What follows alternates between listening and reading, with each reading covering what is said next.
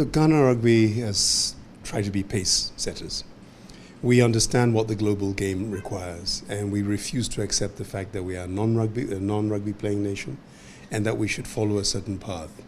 I think that we should all feel hugely excited when we've got people like Denver's here at the moment. I think he's only one of 7 anywhere in the world in terms of an educator, somebody who can train people to coach, somebody who can train people to officiate, somebody who can train people to take care of medically related matters. That is huge. I mean, it's anywhere in the world. Johnbosco, we all know nobody is better than him in terms of officiating and teaching people how to officiate. And having Dr. here as Dr. Ben Mahinda here at the same time to manage the protocols that are involved in sports. You'll know that I've been passionate about the welfare of players ever since I got involved in football, in sports. And we have protocols in rugby, but it's one thing to have protocols. The other thing is we need to train people to be able to understand what happens at any particular time.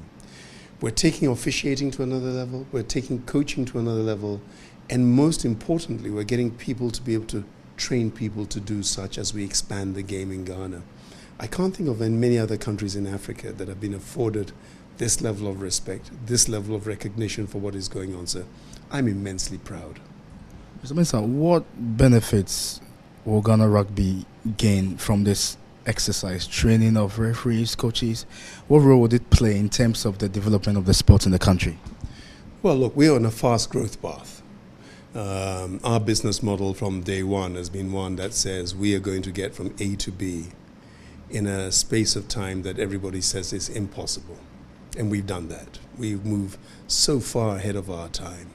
This presence today of these eminent technical people means that we are now able to expand our game in terms of the coaches we have on the ground, being they themselves, the ones who are certified at the end of the day as level 2 educators, to be able to coach other people and know that it's not just being done ad hoc.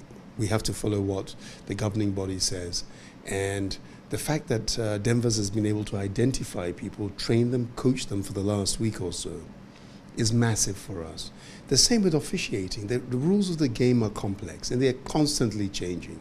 We need to be sure that not only do we have officials doing the such, but we've got people who can eventually train people to also officiate at a certain level. And exactly the same with the health protocols.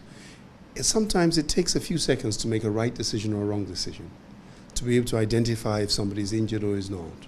That could save a career, could save a life, could prevent injury, could prevent other forms of disruption in the game. So we are raising the bar. We're raising the game in terms of how we see the sport to be run.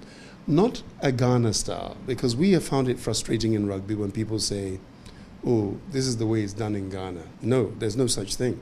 There's only a global standard. And we believe that Ghana is at the foremost, right at the top in terms of that global standard.